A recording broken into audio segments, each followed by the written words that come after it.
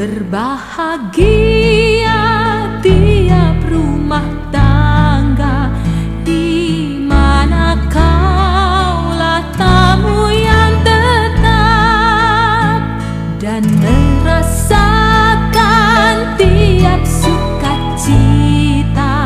Tanpa Tuhannya tiadalah lengkap. Di mana hati girang menyambutmu dan memandangmu dengan berseri. Tiap anggota menanti sabdamu dan taat akan firman yang.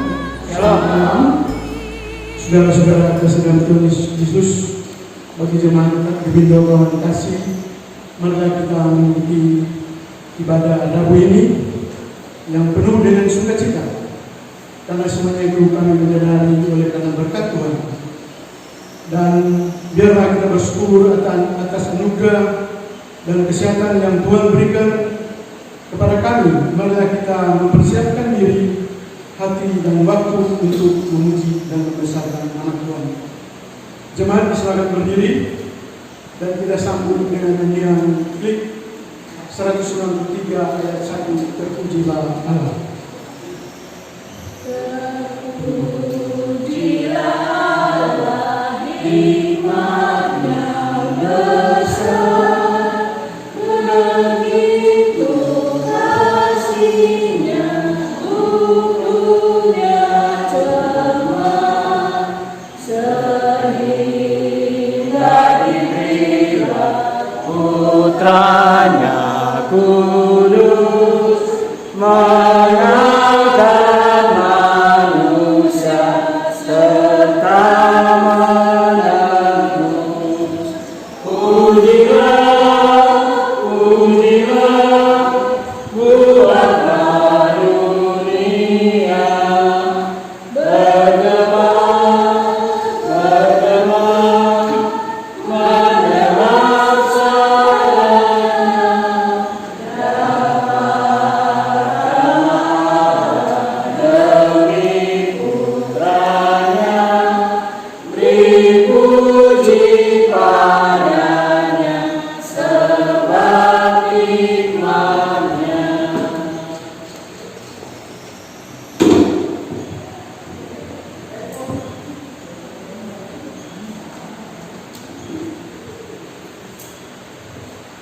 Jemaat yang Tuhan Yesus kasihi, mari kita buka ibadah keluarga pada malam hari ini dengan berdoa. Segala puji dan syukur kami naikkan hanya ke hadapan hadirat-Mu yang kudus. Kami bersyukur Tuhan tidak pernah meninggalkan kami, bahkan dalam keberadaan kami sekalipun Tuhan senantiasa mengasihi kami. Kami bersyukur atas persekutuan yang indah yang Tuhan sudah jadikan bagi kami di malam hari ini.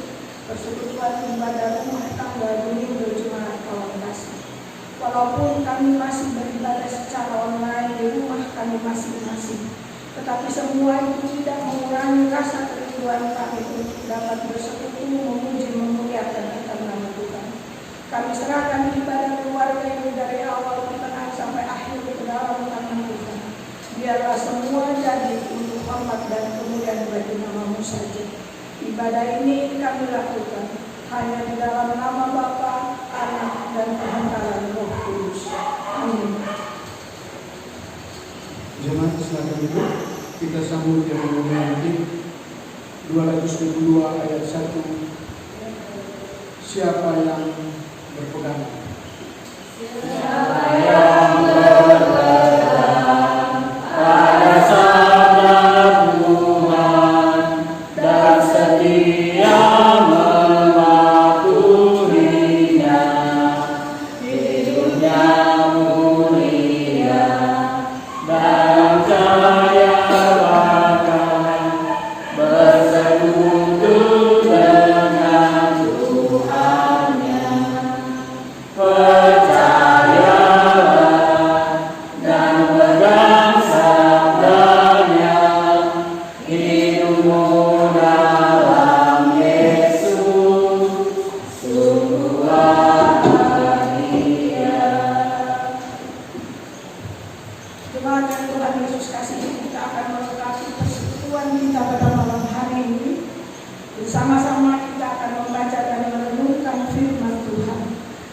sebelumnya, mari kita berdoa.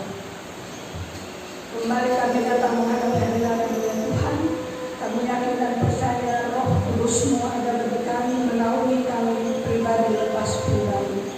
Dan saat ini Tuhan, kami akan membaca dan merenungkan sebagian daripada firman-Mu.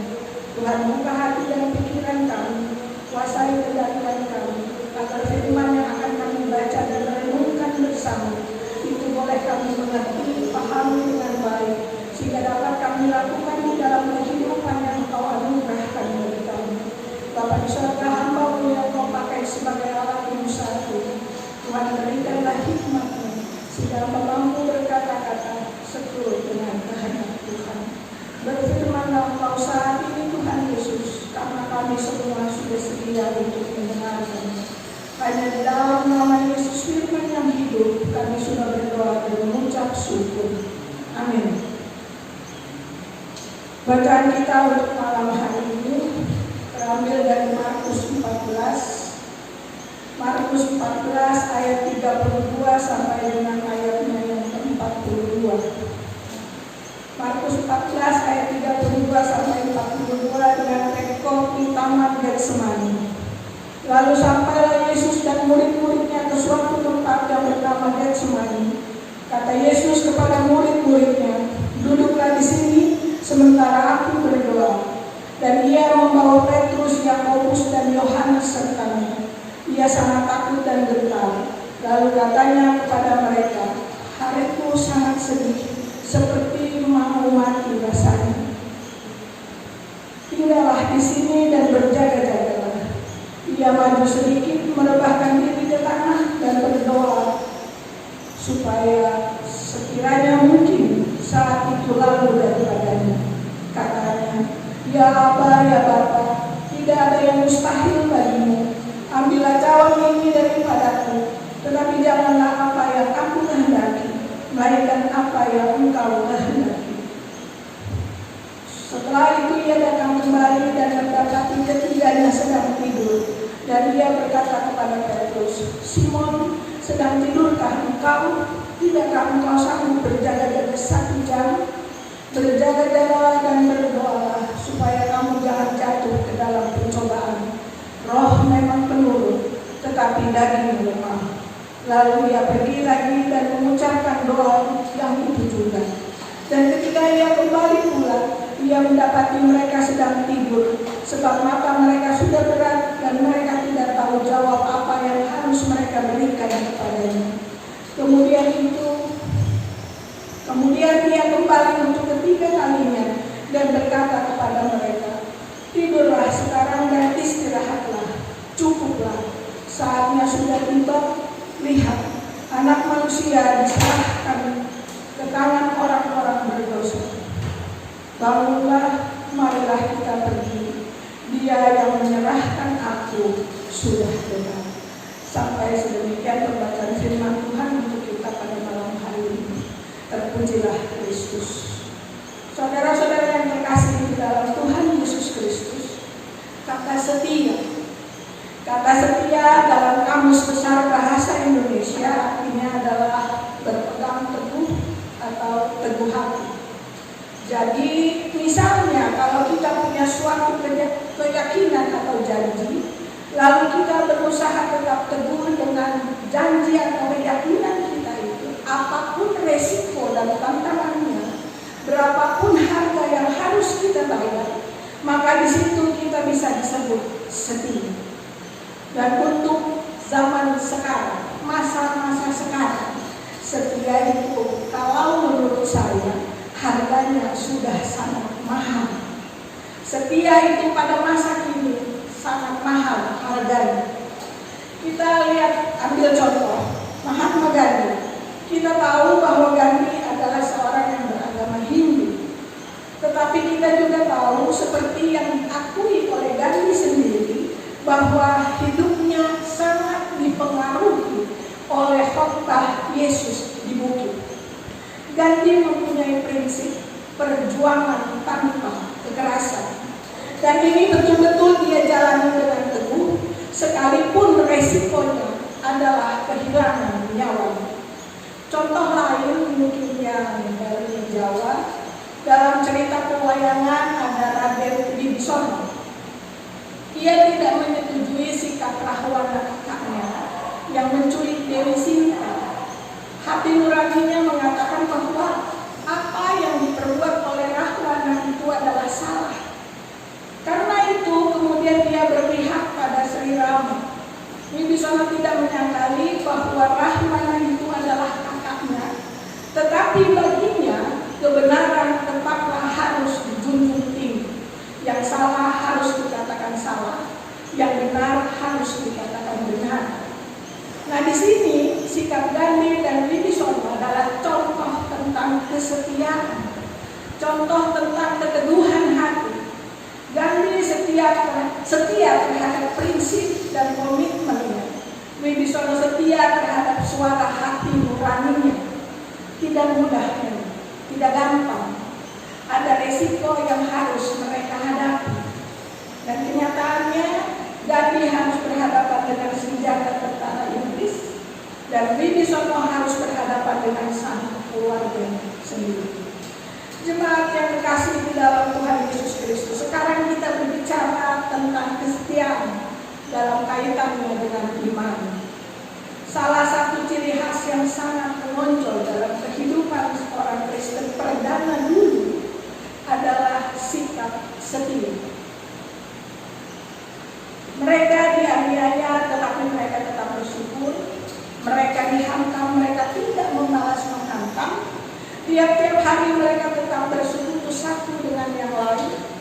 Iman mereka tidak goyah menghadapi berbagai macam tekanan dan penderitaan. Kemudian akan muncul dalam pikiran kita, mungkin akan kita bertanya, apakah di dalam kita beriman perlu setia? Saya kira semua akan menjawab, ya tentu saja. Tapi kenapa? Dan bagaimana kita mewujudkan kesetiaan kita dalam kita beriman? Dalam sebuah kisah kuno diceritakan begini. Ada seorang guru yang mempunyai 3 orang murid.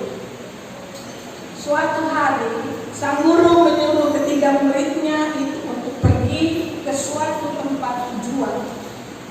Dalam setiap kota, kata guru, berpesan kepada ketiga muridnya itu, dalam setiap kota yang disinggahi, sang guru berpesan agar ketiga muridnya tinggal beberapa saat lamanya di kota tersebut, supaya mereka bisa berbaur, mereka bisa melebur dengan penduduk setempat yang ada di kota itu. Maka pergilah ketiga murid itu. Murid pertama, waktu dia tiba di suatu kota yang kebanyakan penduduknya pedagang, murid pertama itu keenakan untuk berdagang. Dia pun berdagang, dia pun enggan meneruskan perjalanannya. Dan murid kedua, waktu dia tiba di sebuah kota, dia tertarik dengan seorang putri pejabat di kota itu. Kemudian dia menikah di sana dan menikmati berbagai kemudahan sebagai menantu pejabat. Akhirnya dia lupa kepada tujuannya. Dan hanya murid yang ketiga yang meneruskan perjalanannya dan sampai di tempat tujuan.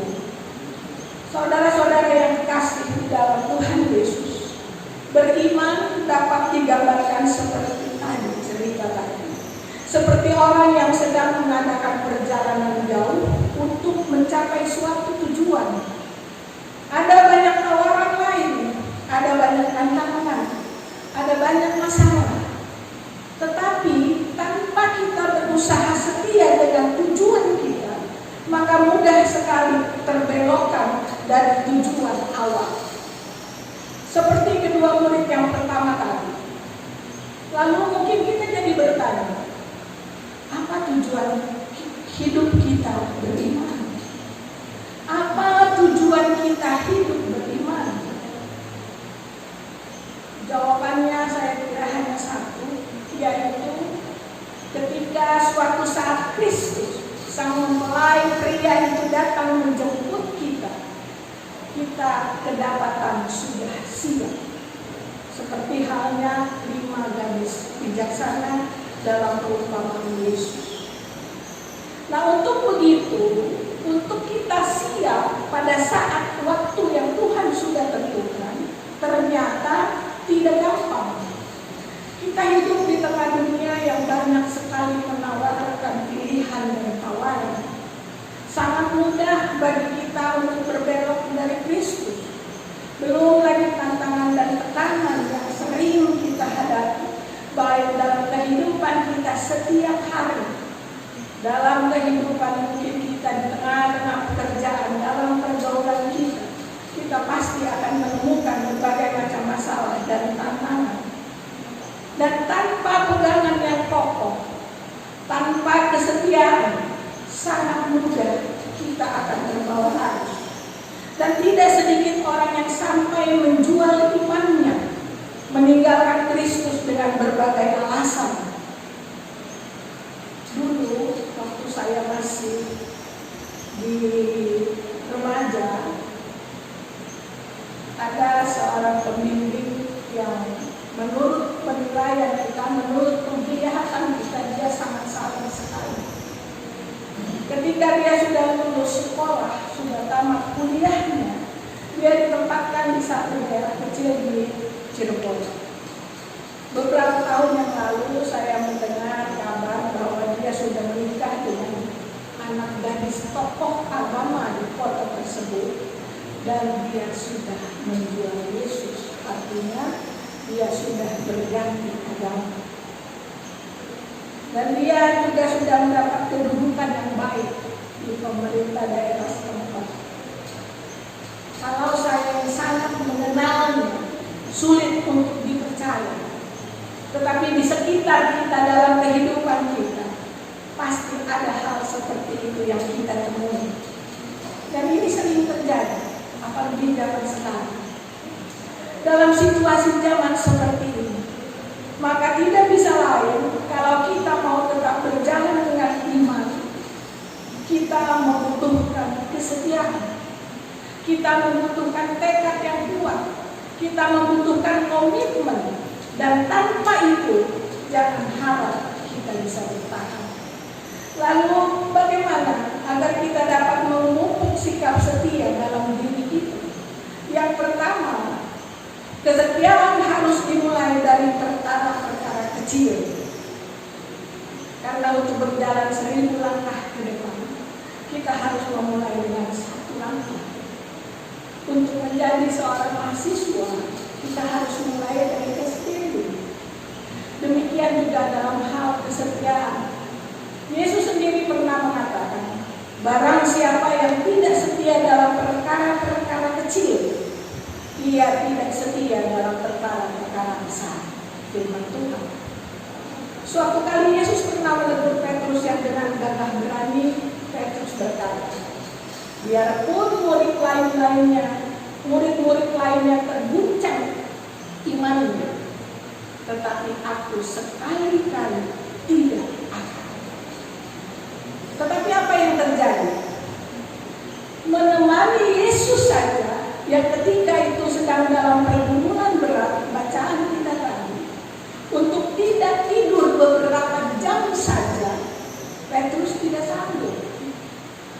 Dengan kejadian itu seakan-akan Yesus mau berkata, Petrus, bagaimana kamu mau mati untuk saya? Menemani saya beberapa jam saja, kamu tidak sanggup. Saudara-saudara Tuhan Yesus kasih, memang sulit mengharapkan seseorang dapat melakukan sesuatu yang besar kalau yang kecil saja tidak bisa. Sulit membayangkan seseorang itu bisa setia sampai mati kalau janji-janji saja sering tidak ditepati. Di dalam kita beriman, hal seperti itu juga kita lakukan. Kita tidak mungkin bertahan hidup mati untuk iman kita kalau misalnya ke gereja saja kita jarang dan malas. Apalagi disuruh baca Alkitab atau berdoa, sangat susah sekali untuk kita lakukan. Ke gereja hanya sesekali kalau kita lagi mau. Nanti kalau sudah ada pergumulan, sudah ada masalah yang berat, baru ingat, oh iya, saya anggota gereja di sana. Saya akan minta pelayanan di sana. Kalau sudah dilayani, tetapi masalah tidak juga selesai-selesai, oh saya lebih baik pindah ke gereja A. Karena di situ yang saya lihat orang sakit didoakan sembuh. Tapi di gereja saya hal seperti itu tidak pernah saya saksikan. Bagaimana kita mau beriman kepada Tuhan kalau hal-hal kecil saja, untuk rajin datang ke gereja, untuk berdoa dan membaca Alkitab saja sulit untuk kita lakukan. Bagaimana kita akan dipercayakan dalam perkara-perkara yang besar? Yang kedua, kesetiaan itu harus diperjuangkan. Sifat setia itu tidak datang dengan sendirinya, tetapi harus dipupuk. Orang yang setia itu tidak dilahirkan, tetapi setia itu dibentuk. Petrus, Yohanes, dan Yakobus, untuk dia setia menemani Yesus berdoa, mereka harus berjuang melawan ngantuk. Dikatakan dalam bacaan kita, mata mereka sudah berat. Saudara-saudaraku, untuk setia ke gereja, baca Alkitab dan berdoa, atau kalau guru sekolah minggu setia mengikuti adanya persiapan untuk mengajar dan melakukan tanggung jawab yang lain, kita seringkali harus berjuang melawan kemalasan, keengganan, bahkan juga berjuang menghadapi rintangan yang datang dari luar diri kita. Misalnya hujan. Kalau hujan kita sudah mulai bermalas-malasan, aduh, bagaimana ini mau sampai di gereja? Hujan tidak berhenti. Atau kita punya acara yang bagus yang sering kita tonton di TV, sehingga enggan atau malas kita untuk datang ke gereja melakukan persiapan. Tapi ya, hal seperti itulah yang sering kita temui sehari-hari. Kesetiaan harus kita perjuangkan. Kesetiaan itu harus kita upayakan. Apalagi bila mengingat kecenderungan kita sebagai manusia yang selalu ingin serba enak dan instan. Itulah sebabnya Yesus pun mengingatkan kita untuk memikul salib dan menyangkal diri. Yang ketiga, untuk tetap setia dengan iman kita, seringkali ada resiko. Barangkali kita diejek, barangkali kita di tempat pekerjaan dan sulit naik pangkat, bahkan dikucilkan. Tetapi percayalah, Tuhan tidak akan pernah mengecewakan orang yang telah setia kepadanya. Pemazmur mengatakan, Tuhan menetapkan langkah-langkah orang yang hidupnya berkenan kepadanya. Apabila ia jatuh tak sampai tergeletak, sebab Tuhan menopang tangannya. Jadi kita juga jangan hanya berpikir enaknya saja dengan menjadi orang Kristen. Pikirkan juga harga yang harus kita bayar, resiko yang harus kita ambil. Sebab iman Kristiani bukanlah iman yang gampang. Jemaat yang Tuhan Yesus kasihi, kalau kita sudah tahu bahwa kesetiaan itu penting dalam hidup beriman, dan kita juga tahu bahwa kesetiaan itu harus kita perjuangkan, mengapa kita harus menunda waktu? Mengapa kita harus nanti-nanti saja? Tetapi alangkah baiknya kalau kita memulainya dari sekarang untuk menjadi orang-orang yang setia. Sekali lagi, untuk setia dalam kehidupan beriman saat ini tidak gampang. Banyak hal yang harus kita lakukan, banyak harga yang harus kita bayar, banyak tantangan, masalah, pergumulan yang akan kita temui. Tetapi kalau kita mau belajar beriman dengan setia kepada Tuhan, maka Tuhan tidak akan membiarkan kita. Tuhan akan menemukan kita dan memberikan hal-hal yang terbaik dalam kehidupan kita. Saat ini, di tengah pandemi COVID-19, COVID-19 yang masih ada di sekitar kita, juga di dunia ini. Kalau kita tidak beriman kepada Tuhan, kita yakin dan percaya bahwa Tuhan tidak pernah meninggalkan kita. Jangan larut dengan virus COVID-19, tetapi biarlah melalui virus tersebut kita boleh semakin dekat dengan Tuhan. Kita boleh semakin menghampiri tahtanya. Jangan juga kita jadi sembrono. Saya nggak mungkin kena virus karena saya anak Tuhan. Karena saya melakukan apa yang Tuhan kehendaki. Itu pun tidak benar. Tuhan memberikan kita hikmah. Dan kita sudah diberikan berbagai macam contoh untuk protokol kesehatan. Patuhilah aturan-aturan itu. Utamanya kita harus sering cuci tangan, menjaga jarak. Dan itu harus kita penuhi. Jangan kita jadi sembrono, nggak mungkin. Saya kan anak Tuhan, saya ngaji beribadah, jadi nggak mungkin saya jangan. Sekali lagi Tuhan memberikan hikmat buat kita sebagai anak-anaknya. Kita hidup di dunia ini dan patuhilah aturan yang ada di dunia ini. Maka dalam kehidupan kita ke depan, kita semakin beriman kepada Tuhan. Bahwa masalah, tantangan, pergumulan, sakit, penyakit apapun tidak akan membuat kita mundur dari Tuhan. Tetapi baiklah kita boleh semakin dekat dengan Tuhan, menikmati kebaikan-kebaikan dan berkat-berkat Tuhan yang tidak pernah habis di tengah-tengah kehidupan kita. Dan tetaplah bersekutu kepada Tuhan. Tuhan Yesus memberkati. Amin.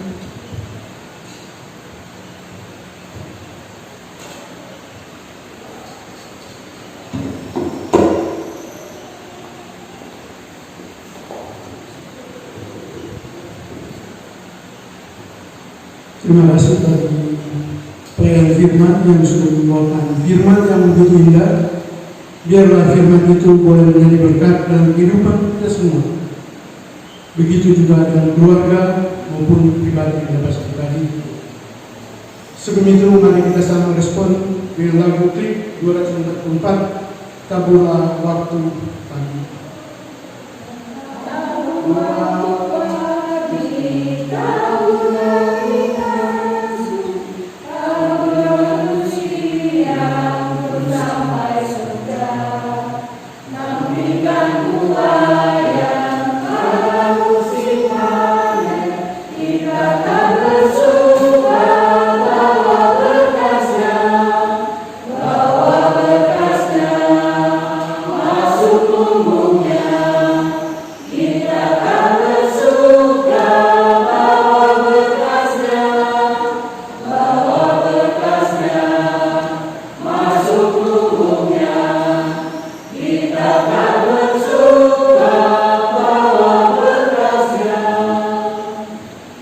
Kita masuk dalam persembahan. Marilah hati kita memberikan persembahan dengan sukacita, tidak ada dengan kerelaan, tidak dengan sukacita, dan biarlah persembahan itu menjadi berkat di dalam kerajaan surga. Sebelum kita menjalankan persembahan itu, marilah kita mengajak firman Tuhan. Kita ambil dalam Roma 12 ayat 1 dengan bunyinya. Karena itu saudara-saudara, demi kemuliaan Allah, aku menasihati kamu supaya kamu mempersatukan bahkan tubuhmu sebagai persembahan yang hidup, yang kudus dan yang berkenan kepada Allah. Itu adalah ibadahmu yang sejati. Kita sambut dengan nyanyian trik 231. Syukur ibadahmu ya Allah. Syukur ibadahmu ya Allah atas kasih-Mu. Syukur atas kecukupan dari kasih-Mu penuh. Syukur atas pekerjaan walaupun syukur atas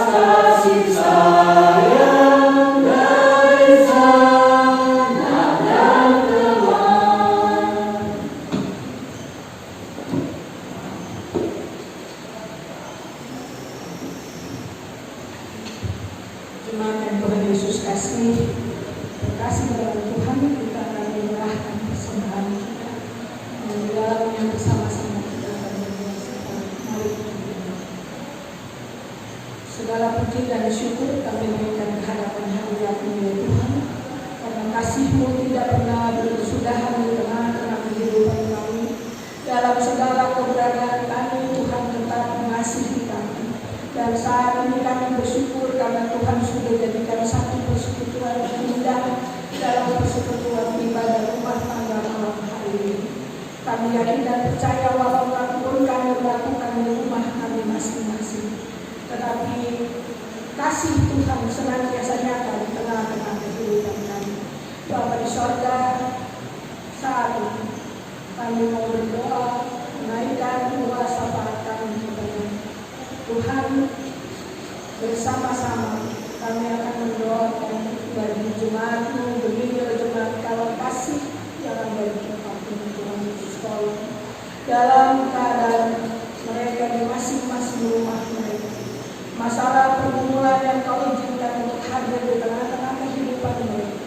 Raih mereka untuk selalu datang lebih dekat dengan Tuhan, sehingga selalu ada sukacita di dalam menjalani kehidupan yang kau anugerahkan bagi kami. Dan biarlah kami boleh semakin beriman dengan setia kepadamu, karena hanya Engkaulah satu-satunya juru selamat dalam kehidupan kami. Bapa di surga, kami mau berdoa bagi jemaat kami yang dalam keadaan sakit maupun dalam masa-masa pemulihan. Kami menyerahkan Bapak Alfonsus Boroke, adik Yohanes Ayabo, biarkan Bapak Paul Memo. Tuhan, Engkau yang lebih mengetahui keberadaan mereka masing-masing.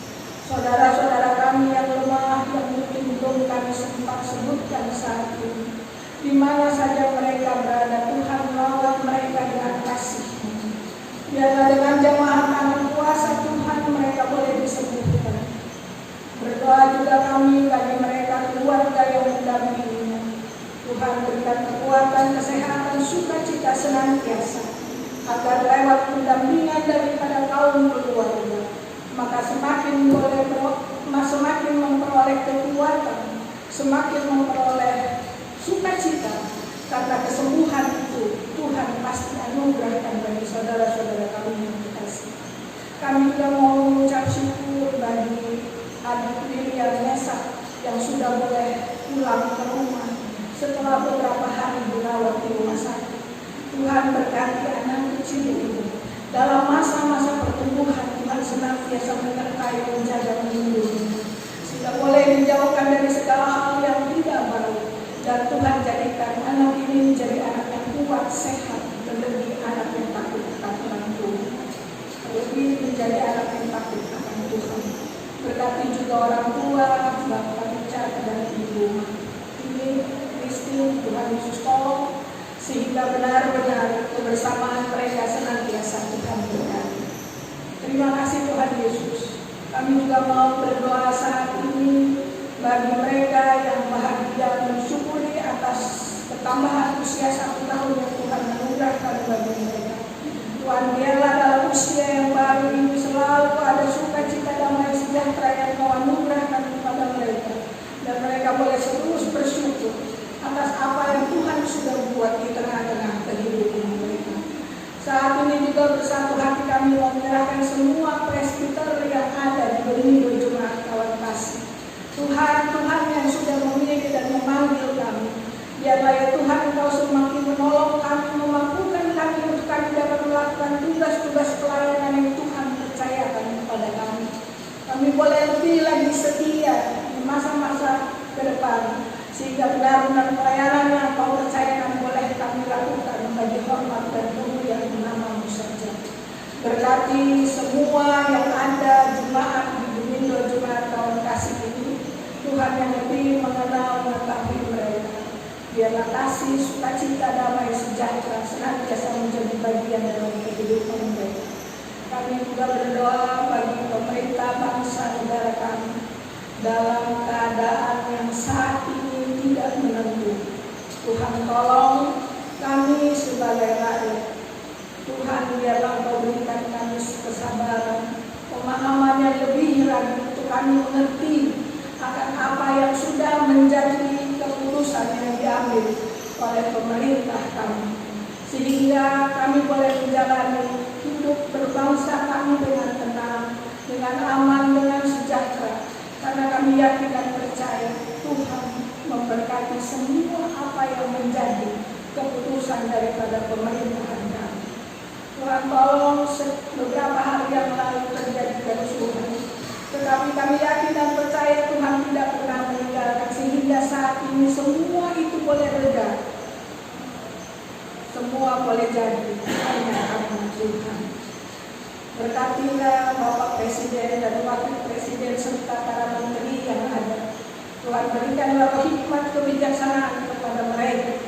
Berikanlah roh takut akan Tuhan, sehingga tugas tanggung jawab yang Tuhan percayakan kepada mereka semua itu mampu mereka lakukan dengan baik bagi kesejahteraan bangsa dan rakyat Indonesia. Terima kasih Tuhan Yesus. Berdoa juga kami bagi sinode Benindo yang ada. Tuhan, Engkau yang sudah percayakan pelayanan di tengah-tengah tugas tanggung jawab mereka. Biarlah ya Tuhan, Engkau berikan semangat yang lebih lagi. Engkau berikan roh hikmat kebijaksanaan kepada mereka, sehingga dalam masa-masa seperti sekarang ini, masa-masa yang belum normal kembali, mereka boleh mengerti keadaan jemaat masing-masing, sehingga selalu ada keputusan yang mensejahterakan jemaat-jemaat yang ada. Dan dibalik semua itu, namun saja yang dipermuliakan. Terima kasih Tuhan Yesus. Kami berdoa bagi pendeta yang ada di jemaat kami, pendeta Alex Lungan dan keluarga. Tuhan kiranya memberkati dalam kehidupan rumah tangga, Tuhan memberkati dalam tugas-tugas pelayanan ini, sehingga semua ini boleh berjalan dengan baik, karena Tuhan tidak pernah meninggalkan.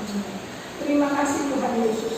Kami juga bersyukur karena Engkau sudah memberi kesempatan bagi kami. Kami boleh memberikan sebagian kecil dari berkat yang Tuhan sudah curahkan dalam kehidupan kami sebagai persembahan kami pada malam hari ini. Kuduskan dan sucikanlah persembahan yang sudah kami berikan ini, sehingga melalui persembahan ini dapat memuliakan nama Tuhan, dan kami boleh pergunakan untuk pelayanan yang ada di tengah-tengah ini jemaat dalam kasih. Dan ajarlah kepada kami untuk kami dapat memberi yang lebih baik lagi di waktu-waktu yang akan datang, sehingga berkat-berkat-Mu senantiasa tercurah dalam kehidupan kami. Terima kasih Tuhan Yesus. Kepadamu kami sudah berdoa, memohon dan mengucap syukur hanya di dalam nama Yesus yang sudah mengajarkan kami berdoa bersama-sama. Bapa kami yang sudah di surga, dikuduskan namamu, datanglah kerajaan-Mu, jadilah kehendak-Mu di bumi seperti di surga. Berikanlah kami makan kami dan ampunilah segala-segala kami, seperti kami juga sudah mengampuni kepada kesalahan kami. Dan janganlah membawa kami ke dalam pencobaan, tetapi lepaskanlah kami dari jahat. Karena Engkau yang mempunyai kerajaan dan kuasa dan kemuliaan sampai selama-lamanya. Amin.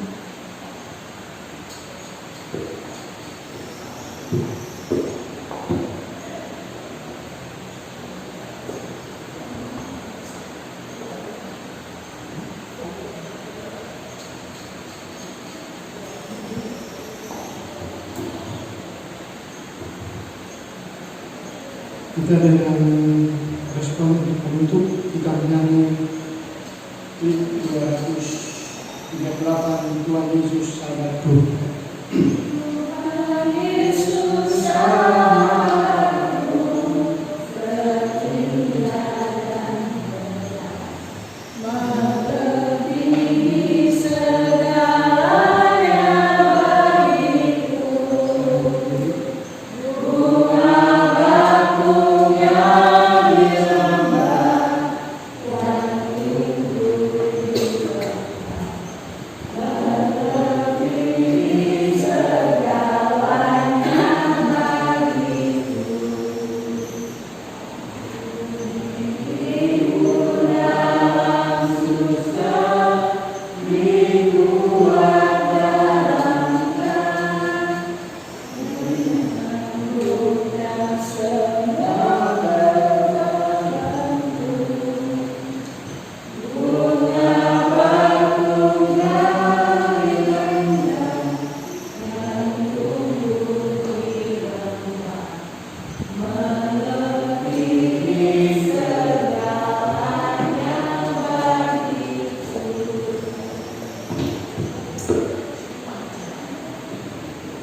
Jemaat yang Tuhan Yesus kasihi, kita akan akhiri ibadah rumah tangga kita pada malam hari ini. Diundang berdiri, kita akan menerima berkat Tuhan. Kasih karunia dan damai sejahtera dari Allah Bapa kita dan dari Tuhan Yesus Kristus menyertai kita sekalian.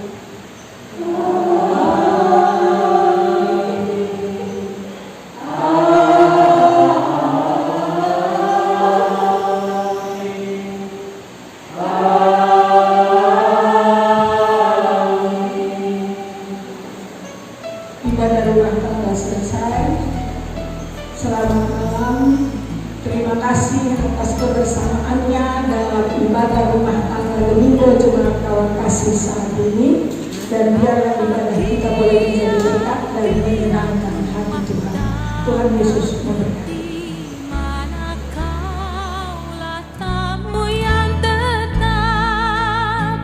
Dan merasakan tiap sukacita, tanpa Tuhannya tiadalah lengkap.